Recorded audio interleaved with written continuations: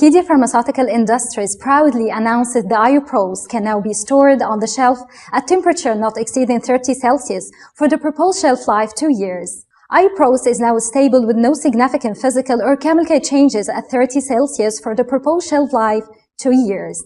ibuprofen shows the best tolerability profile across multiple dose prostaglandins analogs. Another product for your glaucoma patients is Travenorm. Travenorm helps more patients achieve desired IOP reductions. Thank you for your time.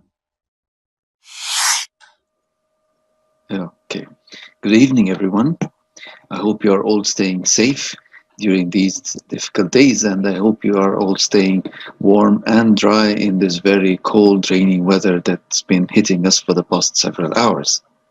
Tonight, in the Glaucomatology 2020, we are honored to host two of the pillars of glaucoma surgery in Egypt. These are Professor Tarek Elnasr from Banah University and Professor Ahmad Khalil from the Research Institute of Ophthalmology. Professor Elnasr is the owner of the very famous YouTube channel, who is always helping us with his very useful surgical videos relating to glaucoma surgery and other topics. And I hope you are all fans and followers of this YouTube channel and as interested in it as I am personally myself. Professor Khalil, we have the honor of having him as the president of the Egyptian Society of the Glaucomas. Professor Khalil is a very world-renowned author of glaucoma articles, as well as participating in a chapter, actually in a book chapter on glaucoma, and is a very eminent speaker and glaucoma surgeon in Egypt. On behalf of all our attendees, we welcome our two eminent hosts for tonight, and they have already provided us with very thrilling titles. I personally am eager to listen to their presentations. Professor Elnasr is going to discuss the topic of trabeculectomy in 2020, and Professor Khalil is going to tell us about a forgotten art in trabeculectomy. So let's not waste much of your valuable time, and let's navigate through the thrilling events of tonight. Professor Elnasr, please take the lead, sir. Thank you.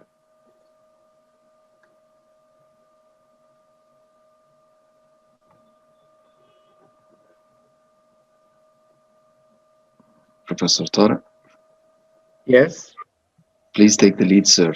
You're live and listening. Can you hear me now? Sure, sir. Clear and sound. Okay. Good evening, everybody. Firstly, I would like to thank Orchidia for preparing this webinar, and I hope it will be useful for all of us.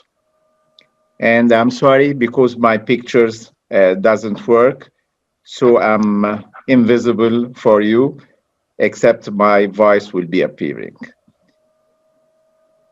Our talk today, I'm going to talk about trabeculectomy in 2020. In the first, I want to share these quotes, as I found it's very useful for the young ophthalmologist. Can you share screen, sir, please? Is it not sharing till now? Not yet, sir, please. Okay, I will again.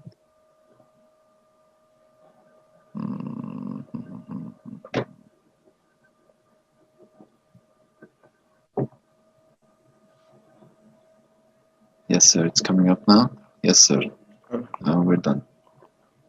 Okay.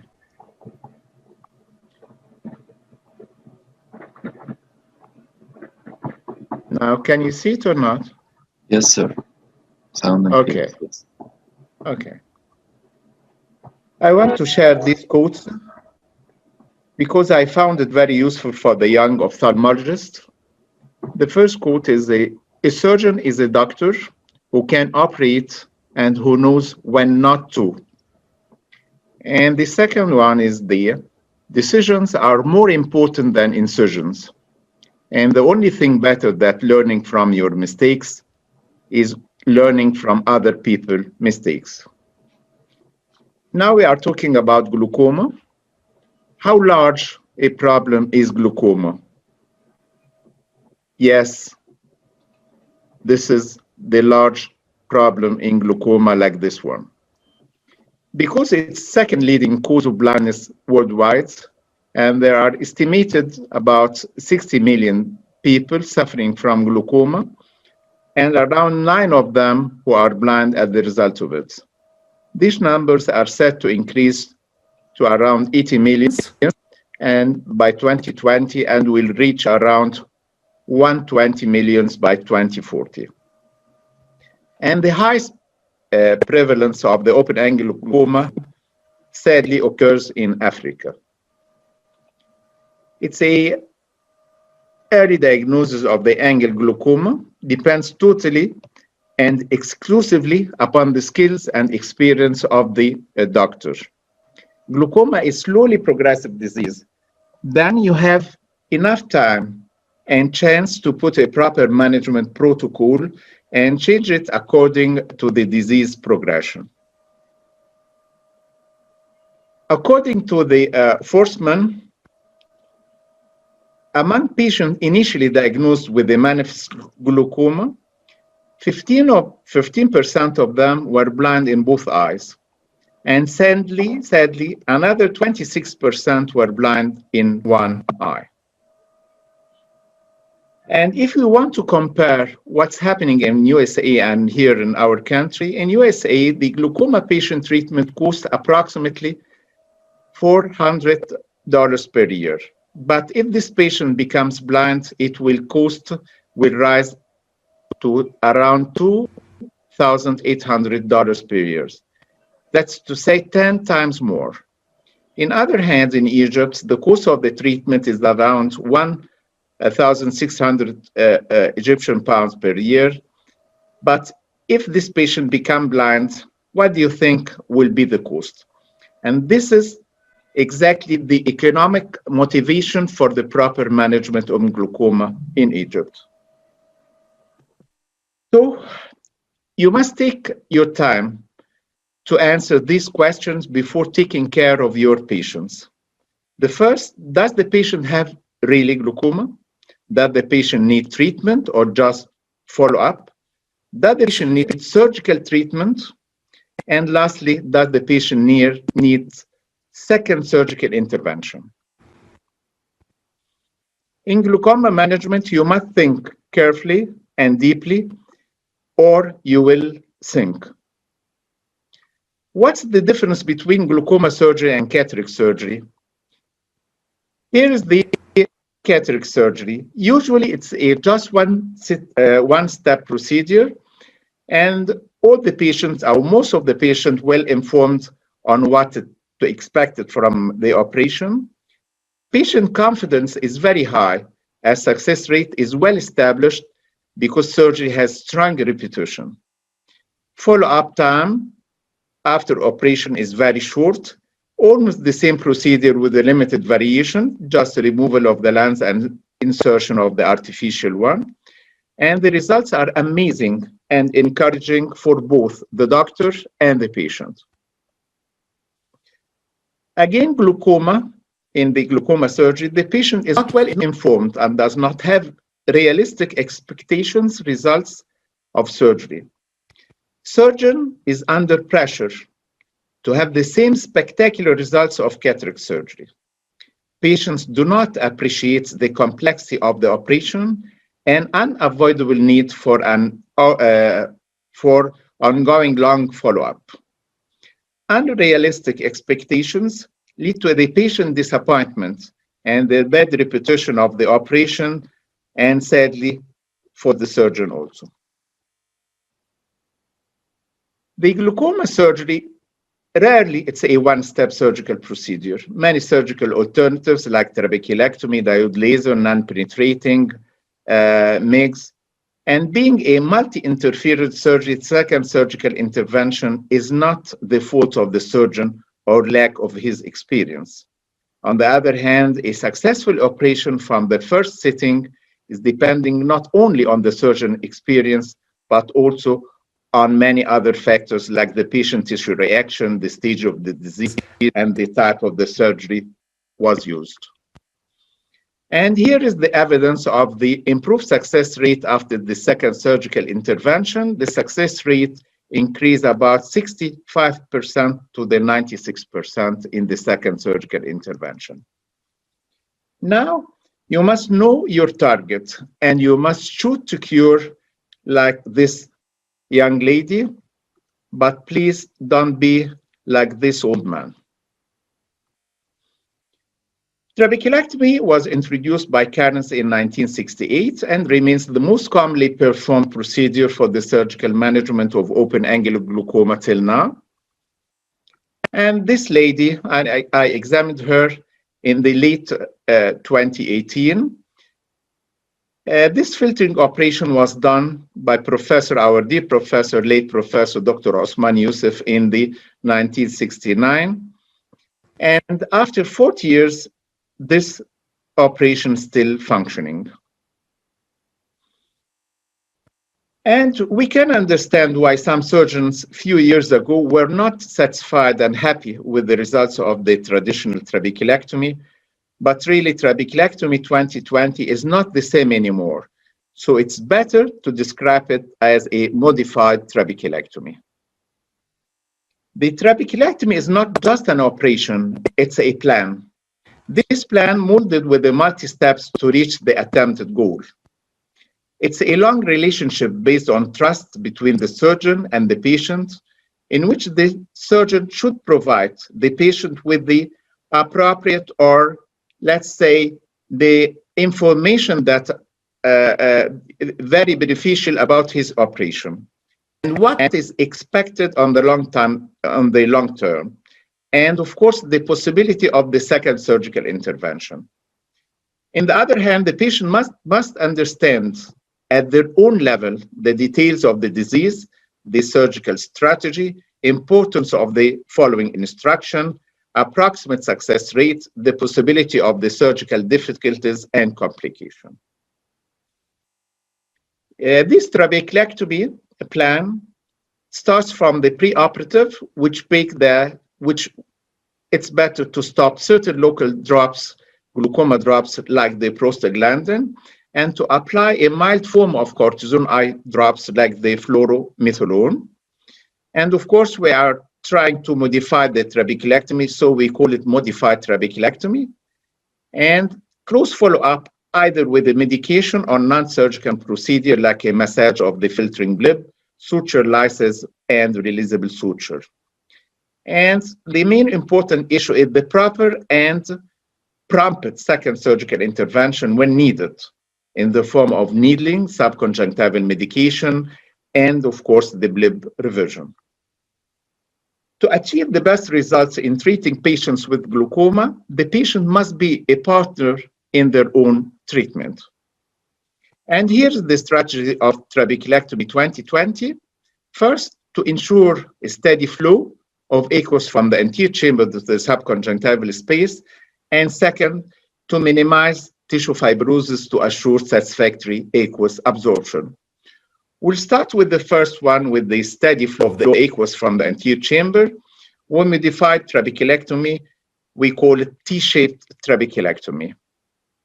This technique enables the aqueous to reach the tunnel in the deep sclera and go through smoothly and easily with a minimal resistance to achieve and reach the subconjunctival space. This tunnel must extend beyond the scleral flap. Directing aqueous to a tunnel 1 millimeter in diameter will result in a higher rate of drainage unit area compared to that occurs in the traditional trabeculectomy, where the filtration occurs along the whole circumference of the flap, which is around 12 millimeter.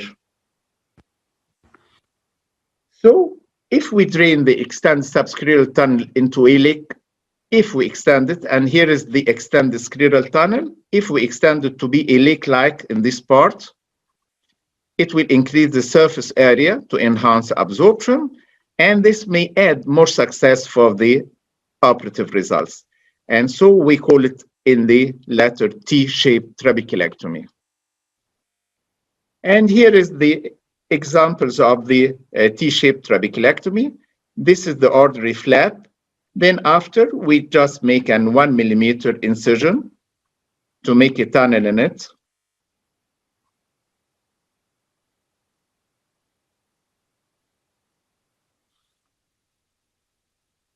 And you can dissect very deep in the tunnel.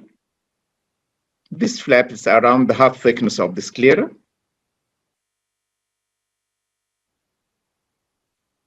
And then you can make a shape of T in two forms. This form, you just leave a island here and get the T shape from the behind the island, or you get the T shaped without leaving an island in this part.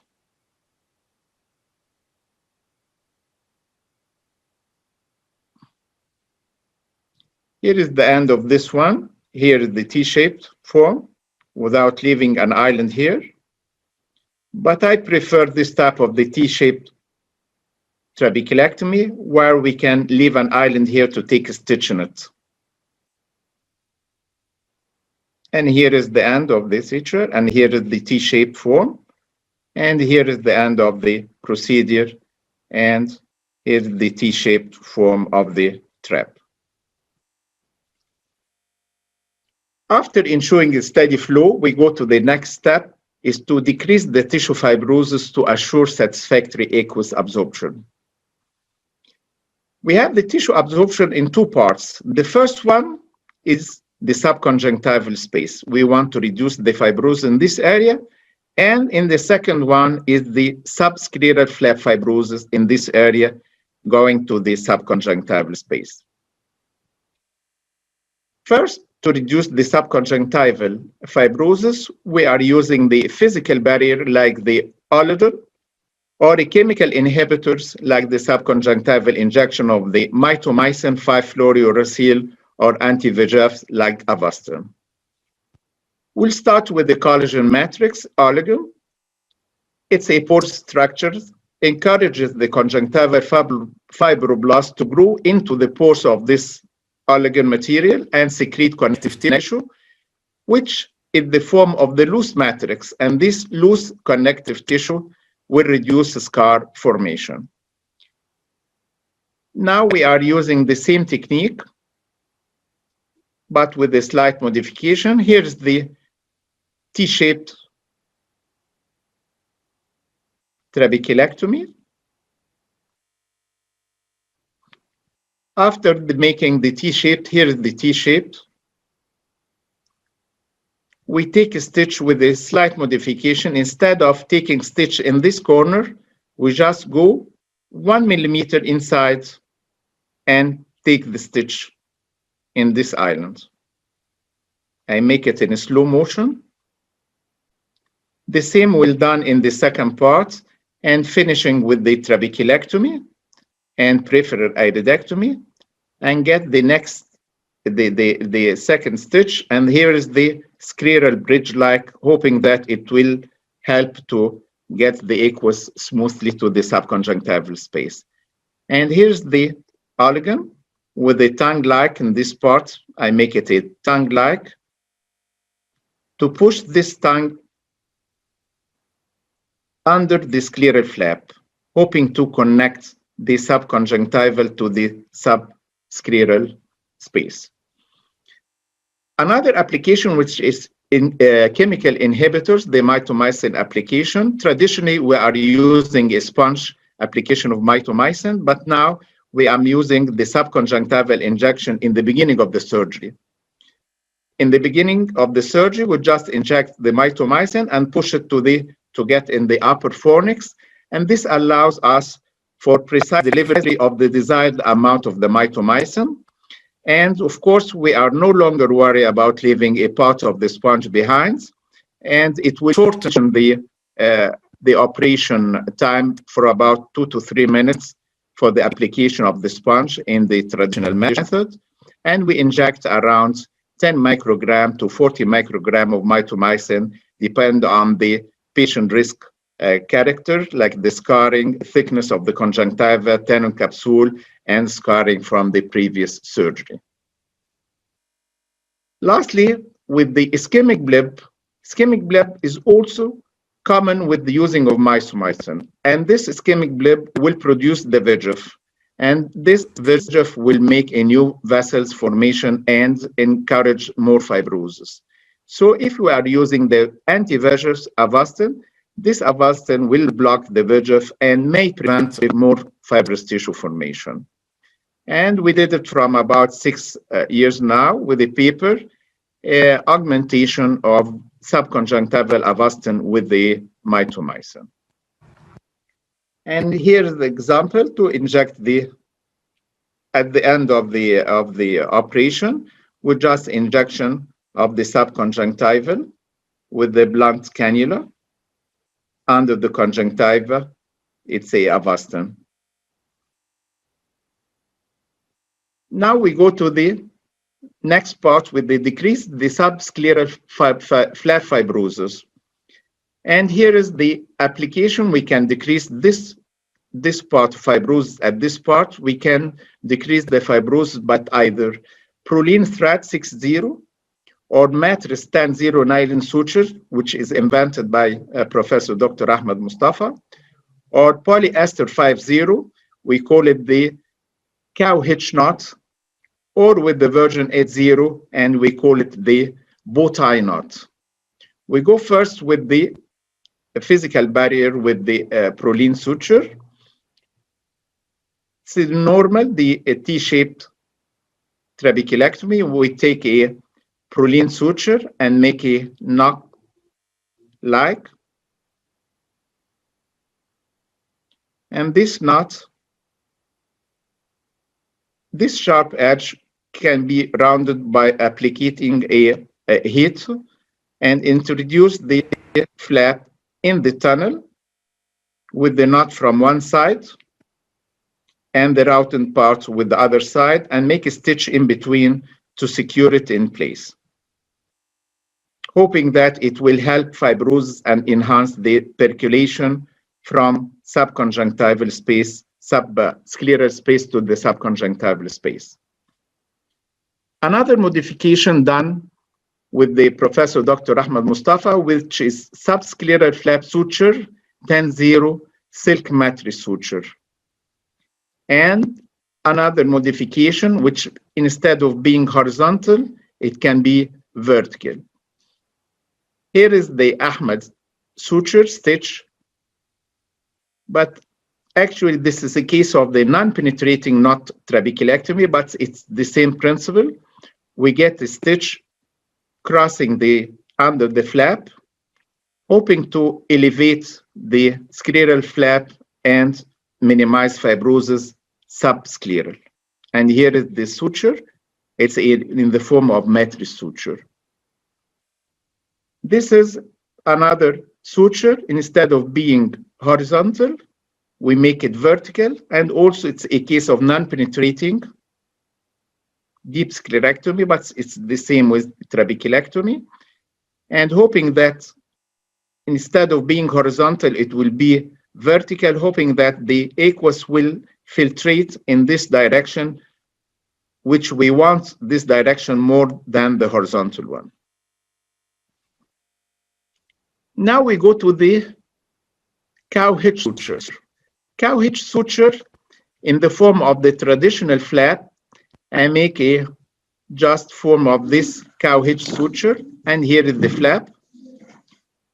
We get stitch from this side and make a stitch in the other side, and go again to this side and make a stitch from in the other side, and from out to in, and make a suture inside it. And this is the end of it. The flap will be, this is the horizontal one, and this is one suture from this one under the flap and the other suture from the other flap, hoping to let this part more or less loose and aiming to permit more aqueous from the under flap to the subconjunctival space. And here's the example of this cow hitch ethibond. The drawbacks in this suture is the needle. The needle is too long, but the polyester of the ethibond is lovely in suturing it.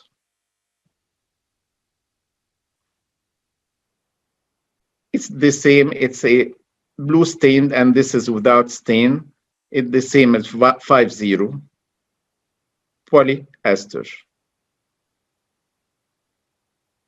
Hoping this suture, crossing this area and crossing also the upper part of the flap to make a more or less fibrosis in this area and permit more aqueous coming from under the flap, go to the subconjunctival area. And here is the end of the suture, and here is the end of the suture, and taking a knot at the end of it.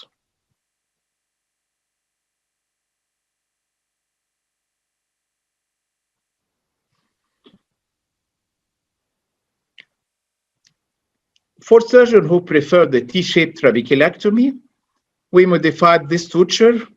Instead of being by 50, we go to the 80, non-absorbable, virgin, or polyester 50 according to your choice. And this is the bow tie suture in cases of if we have an extended tunnel like this, which I'm preferring all the time. We get it stitched, but crossing. Instead of being from this part, we get to the other side and make it the same, but crossing. Here's the crossing as the transverse suture. And here is the end of the suture after completing it. And it's like a bow tie in this area. And here is the bow tie, hoping that this area will prevent fibrosis and let the aqueous coming directly from the under the flap to the tunnel to the T-shaped on the other side. Of course, all these must be followed with the tight conjunctival closure, and you must test it if there is a leaking or not. After finishing your procedure, just inject the anterior chamber and see that the filtration subconjunctival is okay and there is no seeping of the fluid from the part of the conjunctiva. Lastly, the upper conjunctiva in the refractory glaucoma is totally messed up with the previous failed operation, cyclodestructive or valves with all this disadvantage and complication. So why don't we apply our new technique, the health in the conjunctiva, and get the advantage of the gravity by doing a lower trabeculectomy. In the upper trabeculectomy, the aqueous has to creep in the great resistance between the sclera and the flap to reach the subconjunctival space, and of course, it's against gravity. So if we do it, we change our mind and make it use of the gravity and do lower trabeculectomy in a healthy conjunctiva like this one. We must not worry about the lower conjunctiva, lower trap, because of course we are not using the mitomycin because we are using gravity instead, and the gravity plays the major role in the success of this surgery. And here's the ugly shapes of the blips in the last few years. And by using this modification, we hope to see this healthy blips instead of the unhealthy blips. Finally, you are free to choose any of the previous modification to improve your surgical results, and you must be confident that complexity is just simplicity multiplied. We must not stop dreaming to be able to invent new surgical techniques for enhancing our results. Our motivation is to help our patient to achieve a better quality of life. When we reach our goal, they can achieve their dreams.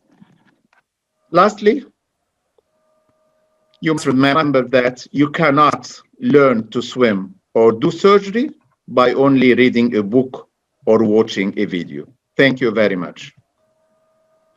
Thank you very, very much, Professor Elnasr, for this excellent presentation. And it actually just increased our appetite for very rich discussion. But let's keep that after we listen to our next pillar in glaucoma surgery, Professor Khalil, who is going to discuss the forgotten art of trap. Professor Khalil, please take the lead, sir.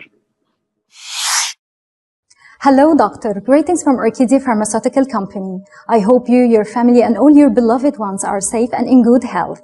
Today, I'm going to talk about our latest introductions for your glaucoma patients. Taflopro single-dose unit offers better IOP control to reach a target IOP. Taflopro single-dose unit reduces IOP significantly in patients with prior prostaglandin monotherapy. Taflopro single-dose unit ensures no severe hyperemia experience with other prostaglandins. Another product for your glaucoma patients is Taflopro plus single-dose unit. Taflopro plus single-dose unit provides numerous benefits when compared to non-fixed combinations. Taflopro plus single-dose unit offers extra IOP control up to 22.3% when switching from prostaglandins analogs. Taflopro plus single-dose units offer a better local comfort. Thank you for your time. Thank you very much, dear Nader. And we continue the session on what you call the gold standard of glaucoma surgery, which is the trabeculectomy. And my talk actually about the basic successful trabeculectomy, which we all hope to perfect for our patients.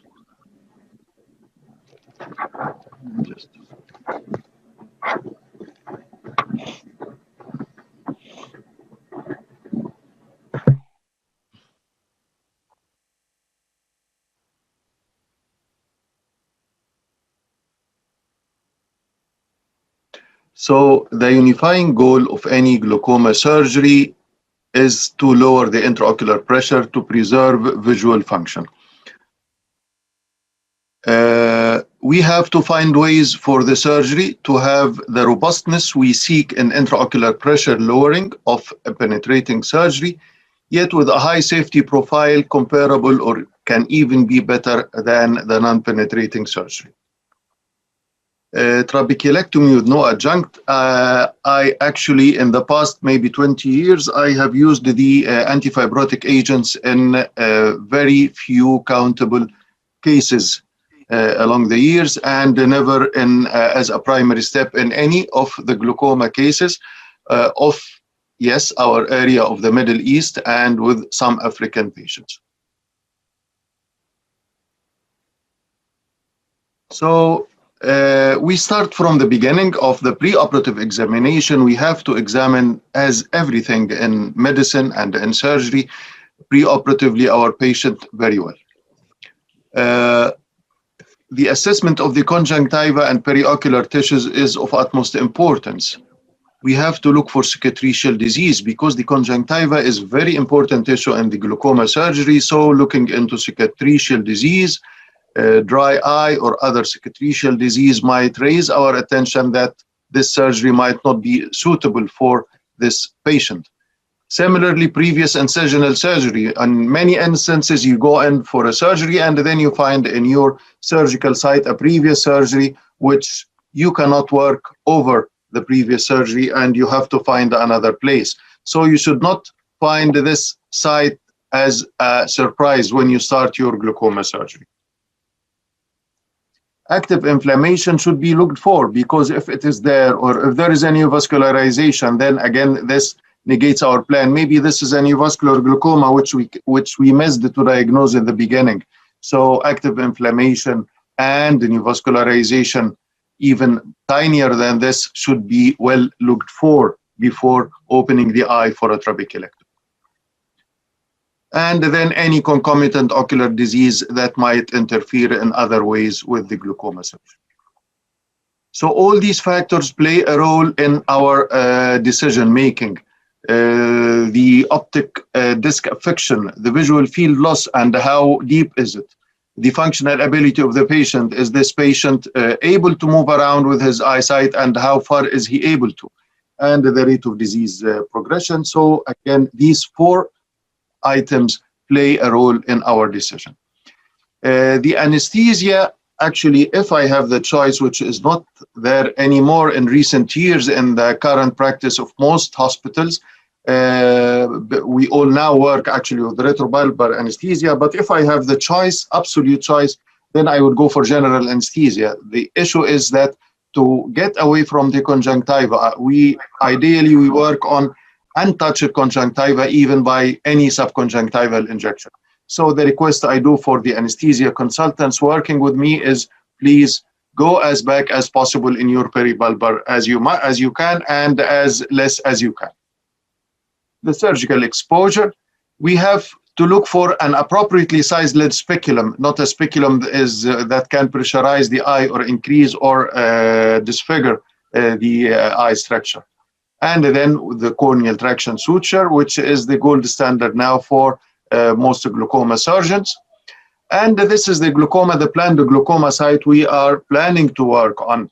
So what about the conjunctival incision? This is the now for a couple of decades or more, the classic fornix-based conjunctival incision. So this incision is directly over the planned surgical site, the planned site for filtration. My preferred is the limbal-based conjunctival incision. This incision was popularized actually in the 80s and probably even starting in the 90s. It was very little used, but I have went back to this incision because even if fibrous tissue ensues, it is far and away from the mighty part which we depend on the filtration of the aqueous from inside the eye. So the limbal-based conjunctival incision takes much longer time, needs more attention, but it is my preferred choice in glaucoma surgery. This is a picture from the internet on the cystic bleb in the fornix-based conjunctival incision. And this is a patient on whom I worked both eyes. And this is one eye, both are successful, by the way. And this is the cystic bleb, which you can see with limbal-based conjunctival incision. Never the ugly cystic bleb, which is hanging down over the cornea like this in limbal-based conjunctival incision. So flap architecture, again, is important. Every step we do in the glaucoma surgery, it has to be done with delicacy and with great attention. It has to be uniform thickness, the flap. It has to be thick enough to co-opt with the sutured edge, not to overlap with full thickness sclera when sutured. So the flap is like this. It cannot be like this or tugged here in the sclera. They have just to be co-opted, to be beautifully co-opted. I remember a word by late Professor Ali Mufti, may God bless his soul, that beauty in surgery gets out beauty in results. So actually your care of the tissues of the eye should be very important. Flap design to minimize the vertical and horizontal shearing is again important. And in recent years, I have added actually an angle to the rectangular flap to make it a pentagonal flap, adding more sutures and adding more adjustability of the scleral flap. The location is usually in the superior limbus, unless there is previous surgery or a problem with the superior limbus. And the size of the excised part actually can be anything, but it has to be smaller than the flap, the outer flap. So even a few years ago, it was the caelus bunch was prevalent and it was very small. Even a very much smaller than this is good enough for filtration. So a window, small, can work.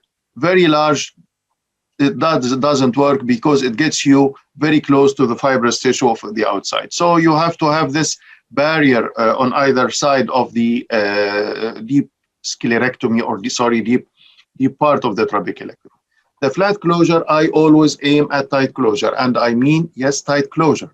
If I inject, which I do not do except when combined with cataract surgery, if I inject fluid in the anterior chamber at the end of the surgery, it simply will not go out of the eye through the flap. This is not, doesn't mean that it is closed, the flap. No, it is closed in this very high pressure, and which is an abnormal environment in the surgery, but afterwards it will be working very well. So again, tight closure of the flap with 4 or 5 sutures. My technique is 5 sutures, is an important step to prevent creeping back of fibrous tissue into the surgical site. So tightening will usually not impede outflow because we are talking about aqueous, about specific gravity similar to water. So it doesn't, some sutures will not impede the outflow but they will probably impede the fibrous tissue getting back into the surgical site. The conjunctival closure is again a continuous matrix suture making tight closure, which is watertight, and you have to respect the layers while you do. I do not excise tenons actually. I try to respect it as much as possible. Some other surgeons might find it in a different way, and we can debate this, but I enclose conjunctiva, tenon, conjunctiva. So one important thing to mention is the importance of the conjunctiva in glaucoma surgery. And I remember a shout from my Japanese professor, Hajime Inomata, on the following post-operative day, when he found the conjunctiva of one glaucoma patient very humiliated by he was one of the senior staff, and he was shouted, "What is more important than conjunctiva in glaucoma surgery?" This man was always quiet, but then when the conjunctiva is mutilated in glaucoma surgery, this cannot be actually be tolerated. So use the gentlest instrument you have for managing the conjunctiva. Not the baracare, not even a single tooth, a thin tooth forceps you can use, but it is not the best idea. The best is a grooved forceps at the tip. This is a video excerpts of the glaucoma technique, the surgical field exposure. Actually, even sometimes I take more than one bite in the cornea to make it. Sorry for that.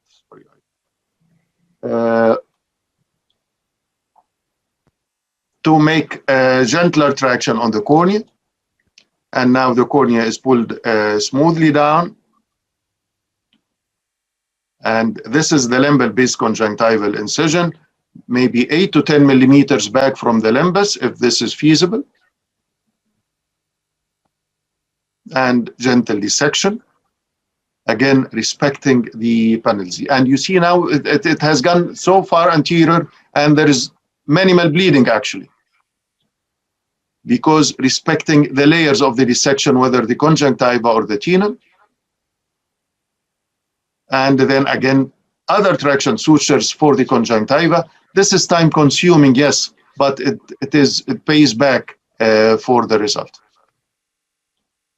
You see, actually, there is almost no bleeding except in the very periphery of the incision. And this is the pentagonal flap I have. And you can use, of course, even the regular scalpel or the crescent knife. This is up to your preference. So, but I mean, even simple scalpels can do well. Of course, the routine actually is the crescent knife. And then the trabeculectomy part, which is well inside the scleral flap. This is very important. And then opening gently after penetration of the anterior chamber, or opening the anterior chamber with a small, delicate venous scissors. And then making the peripheral iridectomy necessary. The closure, again, as you have seen in the diagram, it is a 5-suture, 5-10-0 sutures. You can tighten as much as you wish. Actually, to not tighten to the extent to make big astigmatic error, it is just tight enough to close the flap well, but not to induce astigmatism. So I'm mentioning this, so I'm avoiding tightness, not to prevent the filtration or no, but to actually to prevent the astigmatism.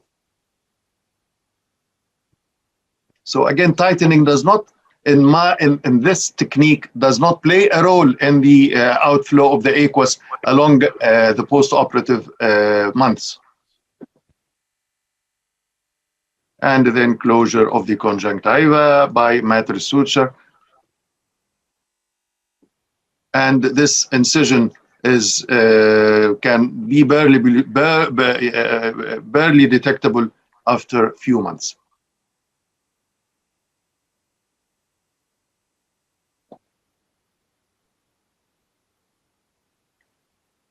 So post-operatively, a story begins. It is not the surgery, and yes, my patient, you can go home. You will live a happy life without glaucoma hazards. No, actually, another story begins. It is actually as important as the surgical steps themselves. Ocular massage can play a very important role in dislodging potential ensuing adhesions in the first postoperative weeks and months. And actually, in many of my cases, I practice this, not in all cases, but in many of the surgical cases. Postoperative workup, unlike many other ocular surgeries, glaucoma surgery is not a once and for all answer to the glaucoma condition.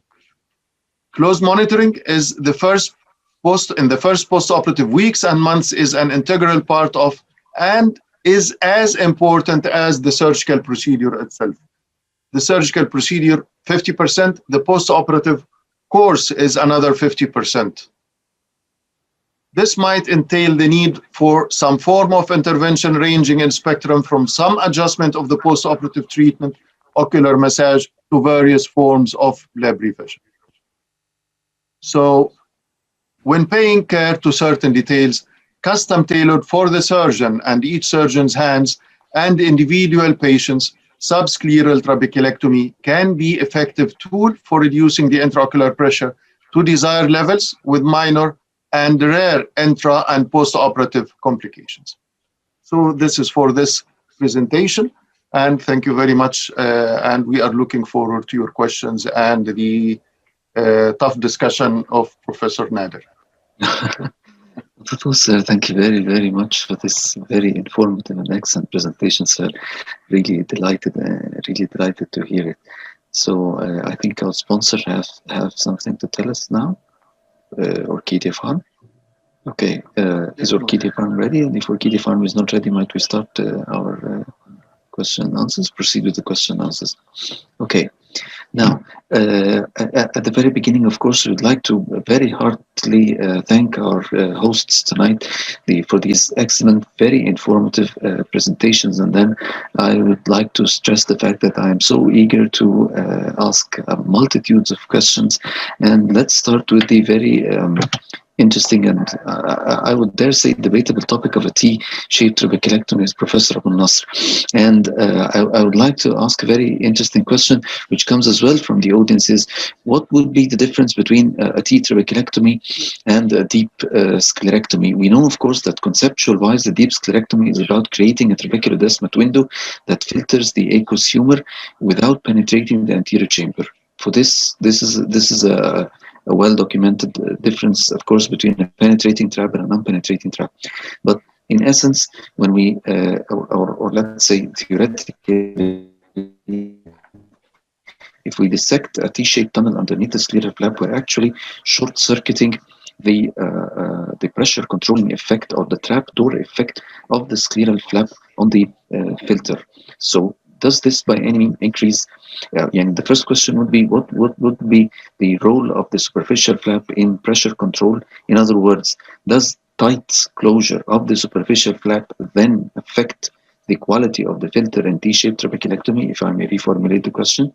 And having mentioned so, is there a risk of a shallow anterior chamber, or overfiltration with all the sequelae of hypotony, with all the sequelae of overfiltration? I mean, hypotony, choroidals, and so we would very much like to hear the comment of Professor Elnasr about these questions. Professor Tarek, are you with us, sir? Yes, please. So let's reformulate. The first question would be the difference between a T-shaped trabeculectomy and a deep sclerectomy. Would the tight closure of the superficial flap really affect the pressure control, given that the T-shaped is actually, now the tunnel is not opposed to the superficial flap? And the continuation of the question is the risk of overfiltration with hypotony, choroidals, and things like that. Your comments, sir, please. Well, I think the scleral flap must be very tight. I'm just hoping that the aqueous will travel through this tunnel 1 millimeter in diameter. And I don't like any sweepage of the aqueous all over the flap. So tight suture, especially the suture near the cornea, because we are afraid about this seepage coming from the anterior chamber to the near to the cornea and getting out through the conjunctival suture. So it's not only one suture in the. So it's not only one suture in the angle. No. I'm using at least four. No, I'm using at least four sutures. Four sutures. I'm aiming to the tight suture to get the flap very tight. I'm hoping that the aqueous will just follow with the pressure in the part which is 1 millimeter in diameter, so it get more force and get less resistance in this part of it. So the suture of the flap is very, very important. I would like the aqueous coming just to the lake in the form of the T-shaped, which is very far away behind in the sclera. Okay. Would you choose, sir, then that the fistula through the anterior chamber be smaller in size than a conventional or a traditional trabeculectomy or a pre-2020 trabeculectomy, or you would make a traditional sized fistula that would be maybe a little bit bigger than the standard one? I mean, do you decrease the size of the fistula? Many researchers come to this point about the size of the fistula.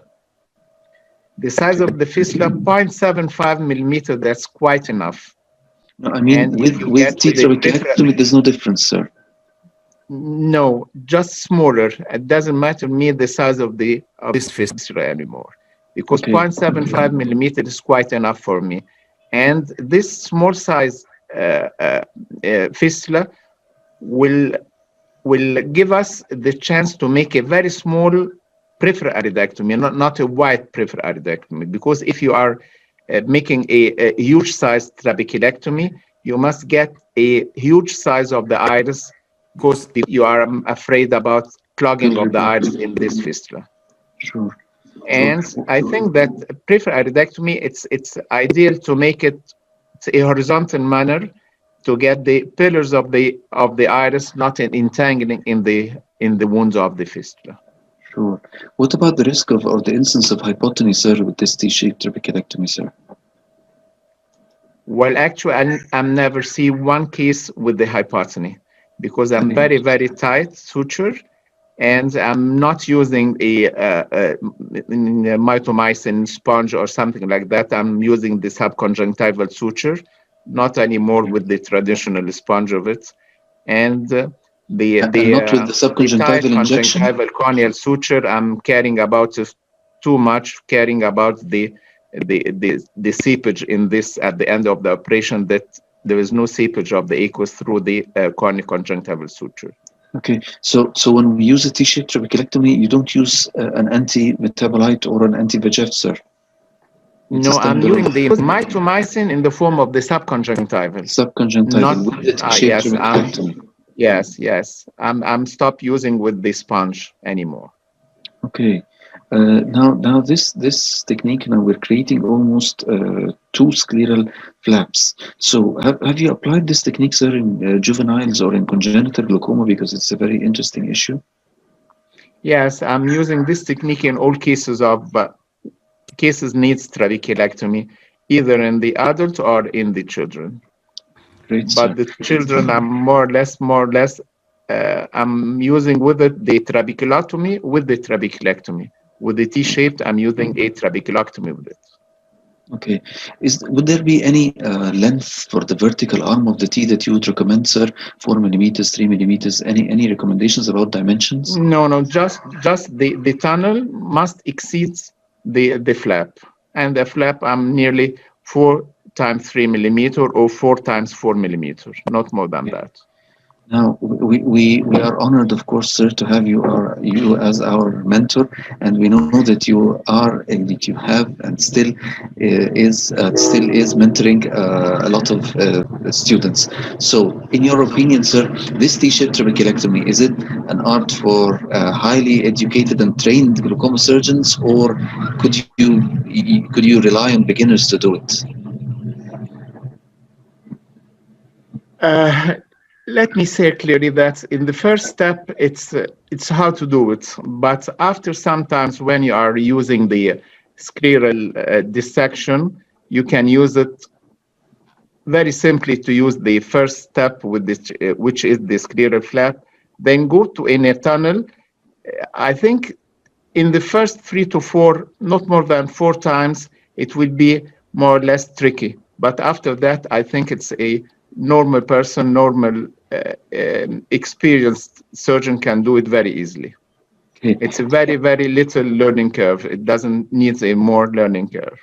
Sure. Now, if we're going back again to hypotony, sir, I need to ask, let's say post-operatively, for some reason, there is some sort of hypotony or overfiltration. Now, we know that, for example, in a conventional trab, we would put a torpedo patch, we would put a pressure patch, we would wait to decrease steroids. But in this situation, there is actually, let's say, no tissue underneath the flap, and that is filtering to the conjunctiva. So just in the remote possibility that some other surgeon would face hypotony post-operatively, are there any specific recommendations other than the usual maneuvers for a routine trabeculectomy for post-operative hypotony in a T-shaped trabeculectomy? Yes, I think, but I have no experience in it because I don't have any single case of hypotony. Single case of hypotony. No, not yet. But in the few years before that technique, I have to use the healing subconjunctival healing and the anterior chamber injection of healing from the paracentesis side. Okay. Now, if I have a hypotony, I inject healing in both sides, subconjunctival and in the anterior chamber. Okay. Now let's move on from the T-shaped trabeculectomy to move to the very, again, rather very interesting issue that you've mentioned, Professor, which is the inferior trab. Let me ask it first from a surgeon perspective. What about the position of the surgeon during the operation, the ease of the procedure, the technicalities of the surgeon location? And the next logic question that myself and the audience are asking, isn't there any risk of increased risk of infection with an inferior bleb?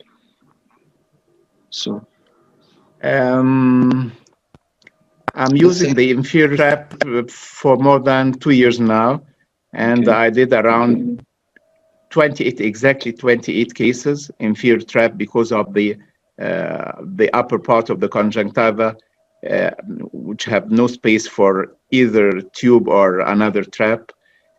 And I'm not using mitomycin at all or any antimetabolites in the lower part. And I have never seen an infection, but I never do it in the children, really. Okay. But I have the success rate amazing, more than 85% without anything except massage. The gravity is amazing, really. The gravity is amazing in this part of it. But I'm not using any mitomycin, so I'm not afraid about infection. And this is nightmare of if you have any bleb in this lower part, it will cause infection because stagnation of the fluid. That's the issue, actually. No, I didn't met anything of that. Yes, thank God. For the actual surgery, sir, do you change your position and you sit beside the patient? No, it's the same. No, it's the same position. Routine. Yes, it's a usual and routine. Really, it's not uncomfortable if you try it. It's a slight change in your technique, but it's not uncomfortable. Okay, an inferior traction suture, globe subproduction rather than introduction. Yes, inferior traction then you operate suture, in the usual way. Yes, okay. It's a usual manner, yeah. Another thing, sir, about the bleb. I mean, the lower fornix, the globe is opposed to the lower lid. In the upper lid, the lid is opposing the upper 1 to 2 millimeters of the cornea. So the upper conjunctiva has somewhat a potential space to develop a bleb. But in the inferior one, in the inferior fornix, I mean, the lower lid, is opposed to the globe. It doesn't appear to me that there's much of a space for the presence of a bleb. So apart from the surgery being successful, is the morphology of an inferior bleb comparable to that of a superior bleb, irrespective of using mitomycin or not? I'm not speaking about that. But the morphology, because the space that it is developing in is different from that the space of the upper of a superior bleb would be developing in. So any comments about the shape of the bleb, sir? Yes, it's in the lower bleb, amazing. It's not a raised anymore. It's just very, very shallow filtration and very shallow bleb and diffuse and very healthy. It's cosmetically, I don't think it's bothering me too much because the refractive doesn't push the lower lid. Yes, and the number of the procedures with the patients going through it all the years before, can forgive any discomfort or any change in the morphology of the lower lid. If it's functioning and the patient is satisfied and the doctor is satisfied with the lowering of the intraocular pressure, because the filtering blip really, it's amazing, better than the upper part. It's a diffuse, very shallow, and very healthy. Okay, but of course, sir, you would not recommend it as a primary procedure. No, of course, no. In case of a scarred, till now, I'm not recommended to do it in any case. I'm obliged to do it in the lower part. Okay, when we are obliged, when we are forced, when we're cornered. Yes, of course. Not in when other you are forced, obliged. No, I'm not yet. I have no courage to begin with the primary cases in the lower part. Okay, agreed, sir. Of course, we have to stress to our audience that trabeculectomy is one of the surgeries that has the greatest variability in the technique among different surgeons. It's very difficult to find two surgeons performing trabeculectomy with exactly the same photocopy type of technique. It's a highly variable procedure among surgeons. So that is why we stress the importance that all trainees have to master a certain technique, focus in it, be dedicated to it, and try to minimize the variation of the technique in order to develop a learning curve. When they do have a significant rate of surgeries and cases and significant experience as well, then they would be then allowed to modify and try several things. So I think we need to stress that. I want to invite you just to try just once the bow tie suture. It looks marvelous, sir. Fantastic. Definitely. It's fantastic. It's really fantastic. And with the 8-0, not with the Ethibond. Ethibond, it's too more or less, it's a very thick, but with the Virgin 8-0, the bow tie, it's a fantastic, and you get a very marvelous results with it. Excellent. Okay, so Professor Elnasr, please stay tuned with us. We'll just take a short break to address Professor Khalil with just a few questions. Okay. Professor Khalil, I would just like to ask a very small detail about the location of the surgery. You've mentioned, sir, that you do it superior. Just a simple question, since you do take a limbal-based conjunctival flap, so the incision is in the fornix. If we're dead superior, and we go far posterior, there's the superior rectus. So my simple question is it dead superior, 12 o'clock, or you might recommend supratemporal, supranasal, just to avoid the superior rectus and the anterior ciliaries? I know it's a simple issue, but it's really intriguing to meet the location of the surgery. So what's your comment, sir, about that? Unmute, sir, please. Sorry for that. I cannot hear you, dear Nader. I want to stress action page flap. So sometimes, sir, dissection of the scleral flap results in a bad dissection. Sometimes the flap is torn, sometimes the flap is cut. If I'm making, are you hearing me, sir? Yes. Now here again. Yes. If I'm making a traditional, or let's say, I'm sorry, not traditional, let's say if I'm making my incision at the limbus, I can close that incision, reopen at another side. How can I manage if I'm making an incision in the fornix? I mean, so the question would be plain or simple. If for some reason the surgeon damages the scleral flap, the partial thickness, the superficial scleral flap, is there a way out in case in the way?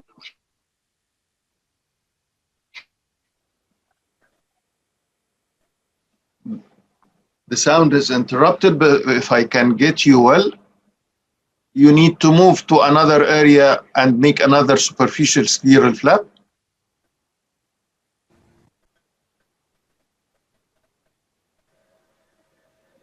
Is this the question? I mean, yes, I will just a little widen the conjunctival incision. I have so much flexibility and safety in doing this. And I'm very peaceful with this. So I just widen the conjunctival incision a little bit and move the superficial scleral flap in this way. Okay, so another two issues, Professor Khalil. To start with, since we start the conjunctival incision far posteriorly, do you believe, sir, in conjunctival hydrodissection prior to opening the conjunctiva? hydrodissection of the conjunctiva. Yes, I would go for sharp dissection because we have anatomical layers which we know from our anatomy books, and if we respect this, I would rather prefer to do a sharp dissection, the subconjunctival tissue, the subconjunctival space, and then we incise the tenon, and then we go in the subtenon space. And as you have seen in the movie, this is very typical. You do not have bleeding, you do not have much disfiguring during this if you go just with an organized, well-informed dissection or sharp dissection. So hydrodissection probably will not be as we do with the sharp dissection. On the contrary, actually, this is why one of the reasons I do not like the anesthesia, the peribulbar anesthesia, to come close from the side, because it make a rather irregular subconjunctival dissection. Sure, okay. So again, a sharp dissection is preferred in my hands. Okay. Now, you've stressed, sir, upon the fact that you need to perform tight closure of the scleral flap and no filtration at the end of the surgery, and you massage post-operatively. Yes. We need to stress that to the audience. Okay. So, do you use, sir, releasable sutures, or the 5 sutures are regular sutures and you rely on massage? No, regular sutures. My theoretical point, my theoretical and subsequently practical point is that you are talking about aqueous, which have a very specific gravity similar to that of water. So, I mean, it would pass easily between sutures in the normal intraocular pressure range of 10 to 25 to 30. I mean, if this is, of course, if you overhydrate the eye, probably fluid will not pass. So, this is a physical issue. The point is that fibrous tissue, we would like to prevent the fibrous tissue from going underneath the flap. So, tight closure helps in this. So I do not make releasable sutures. I make very regular, tight sutures, interrupted sutures. Okay. Now, when we close the conjunctiva, sir, let's say 2 issues actually. What happens if an inexperienced surgeon, for some reason, damages the conjunctiva, buttonholes or whatever? This is an issue, especially if they're doing the blunt dissection towards the limbus. Let's say some mishap happened and there's a buttonhole that is closer to the limbus rather than to the incision site. That's the first question. And with it, let's say during closure, you've demonstrated, sir, excellent, of course, in the video. But my question is, let's say in the hands of a beginner or an inexperienced surgeon, would the globe hypotony at the end of the procedure, would it affect the ease or the quality of the conjunctival closure being away from the limbus, the hypotony that is present? I mean, we've opened the fistula, we've done a filtering surgery, although we've closed it tightly, but the globe is still now, let's say it's a neat rupture globe. In other words, it's a neat repaired rupture globe. So the globe is somewhat hypotenused. The closure of the conjunctiva at a distance from the limb, does this represent any difficulty? So a buttonhole and ease of closure with hypotony, to sum up. So I start from the second question. Actually, there is no hypotony. Please. This is a very smart question, dear Nader. This is a very smart question, but there is no hypotony at the end, because these tight sutures, when you are closing the 4th and 5th sutures, you already have a very well-formed anterior chamber, and digitally the globe is very well-formed. So there is no hypotony. Pressurize the globe. By the yes, but self-pressurized. Okay. I never inject, or I usually, not never, but it's near never actually. I almost never inject any saline or any fluid into the anterior chamber. So it is self-repressurization of the globe. So the globe is not soft. This is one point. So, and the globe is still actually pushed down by the corneal sutures. So there is no issue in closing the conjunctiva as much as the palpebral fissure is open, and this is not a blepharophimotic patient or so. Sure. And no problem in the anatomy. For the buttonholes, this depends on case by case. The buttonholes, of course, you meet these in cases which have been on very long duration of medical therapy. In these patients, the conjunctiva is much friable, and they just sometimes even I refrain from taking conjunctival traction sutures you have seen in the video recording. I just pull in these cases who have been 10, 20 years on medical therapy. I just pull the conjunctiva down over the cornea and it stays there because it is so thin and I can say atrophic, and in these cases buttonholes is rather common. If it is a small hole, or if it is a hole, I mean, I can suture with an 8-0, and I prefer the vicryl sutures. I see them as or the polyglactine sutures. They are gentler than the monofilament, but even the monofilament probably would work.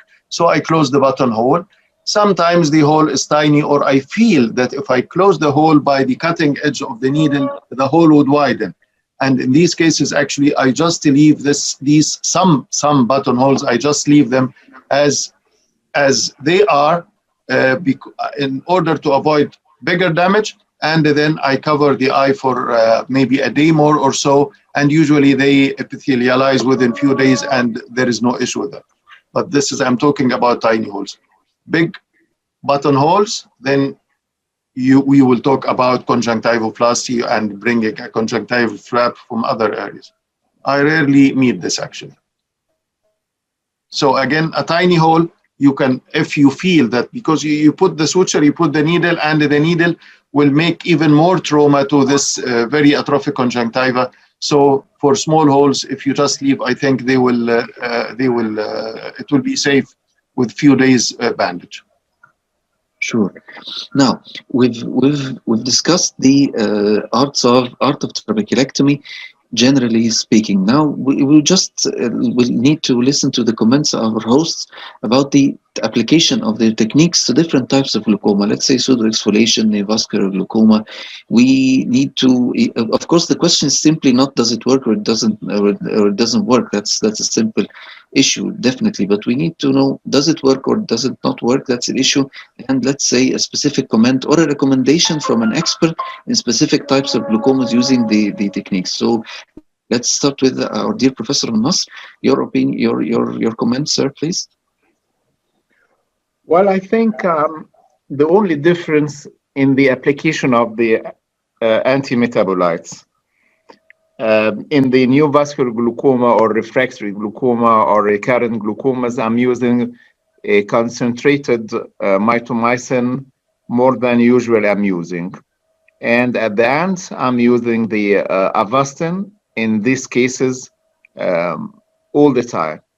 But the main issue is the concentration of the mitomycin. I'm using the high concentration or more or less longer time than that. But the surgical technique in teninectomy is a must in these cases. Teninectomy is a must. Yes, yes. You're not afraid then, sir, of a cystic bleb or? No, at all. I'm thinking all the time to drop the intraocular pressure by any means because I'm desperate in these cases. I'm operating in this case in late stages in one eye cases. Most of my cases now it's a one eye, so I'm targeting to get the intraocular pressure low by any means. Okay. May I stress to our audience, sir, that Professor Elnasr is usually handling the extremely difficult cases that are likely to fail filtering surgery, and the cases in which the very delicate balance between inducing or lowering the intraocular pressure and keeping the eye safe is a very big issue. I deduce also from my work that is why the concern mainly is the safety with the fibrosis that may occur post-operatively. Do I get the message? I totally agreed with you, Dr. Ahmad. Really, Dr. Nader, yes, I'm frankly, I'm dealing with a complicated refractory cases. Very advanced cases. So don't take my words for the primary cases, because in a primary cases, I'm usually not just subconjunctival mitomycin, very simple without teninectomy. If I want to do teninectomy, just a simple trick I'm using it. I'm just putting the scissor behind the conjunctiva and see it. If it's I can see it clearly. There is a very few tenon, and there's no need to get a teninectomy. If I'm not seeing clearly, so it's a more or less tough tenon, so I'm thinking to get some of this tenon in this area. Does this tenon creep into the tunnel in the T-shaped trabeculectomy, sir? If you open I never see it before. I never see a tenon inside the tunnel. Okay, so the tunnel remains patent. In the recurrent cases, just 5 cases, I'm not seeing any fibrous tissue. But I saw a fibrous tissue entering to the Ahmad valve, and I will send it to you in your email. It's a very tough fibrous tissue entering to the valve of the Ahmad valve. Okay. Now, thank you very much, Professor Khalil. I'm very, very eager, of course, to hear your comments, sir. Please. No, actually, this is just on the last question you asked to Dr. Tarek. Tenon does not creep back. Fibrous tissue may creep back, but tenon does not creep back. Tenon actually regresses. So this is the tenon is some the technique in thing which we can discuss for long hours. And the technique is actually, I mean, for example, neovascular glaucoma, then I'll do all the necessary steps to reduce the neovascularizations, but then the surgical technique would probably be rather similar in all cases in secondary glaucomas. I can reduce the incision, make it smaller, make the opening smaller, the trabeculectomy itself, the iridectomy, I think about it. But generally speaking, it is the same technique after making the necessary preparation for each particular case. Would you not consider then using anti-metabolite also here, sir? Or you may consider? I only use anti-metabolites in recurrent pseudophakic or aphakic glaucoma surgeries. And again, recurrent, or if the pseudophakic glaucoma is not touched in glaucoma-wise, no glaucoma procedure have been done before, probably I wouldn't use, I will consider. But in recurrent glaucoma cases with aphakic or pseudophakic eyes, I do use a mild dose of mitomycin C, which is 0.2 actually for 2 minutes or even shorter. Dr. Nader, may I add something, please? It's a very small tricks in dealing with the conjunctiva, because it's very important, the conjunctiva and tenon. Just using a cold saline instead of the ordinary room temperature saline. Put it in the refrigerator for half an hour before the surgery. Okay. It's a marvelous step to ensure that you are not using too much cautery to stop bleeding in the conjunctival site or the scleral site you are dealing with. It's a very simple trick, and it's a great increase in the minimizing the cauterization, and of course it will minimize the fibrous tissue fibroblast formation in the first 3 to 4 days after surgery. And the cortisone before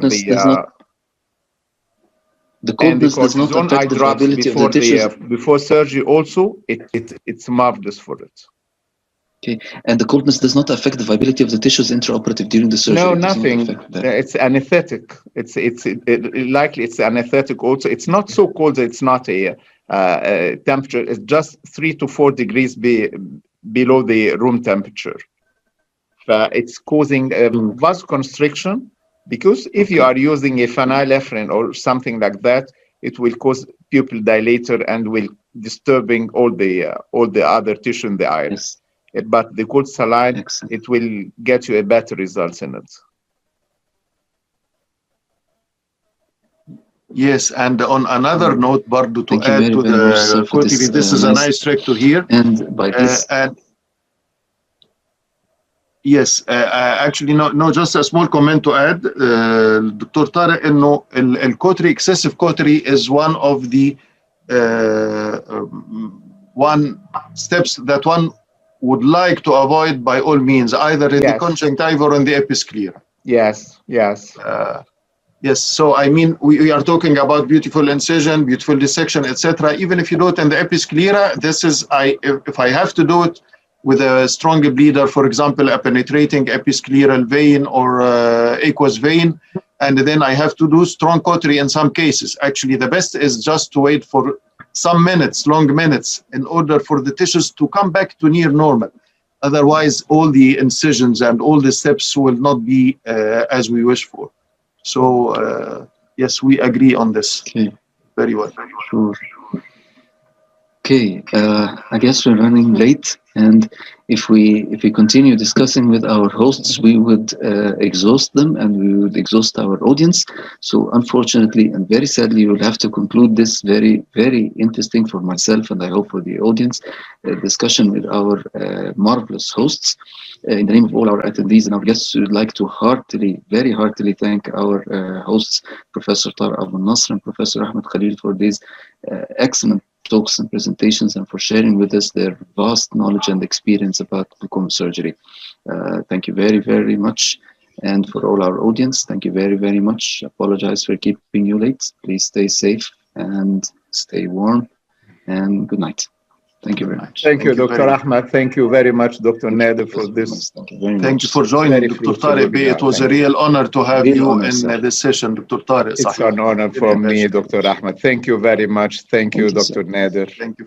Thank you, sir. Most welcome, sir. Good night. Thank you.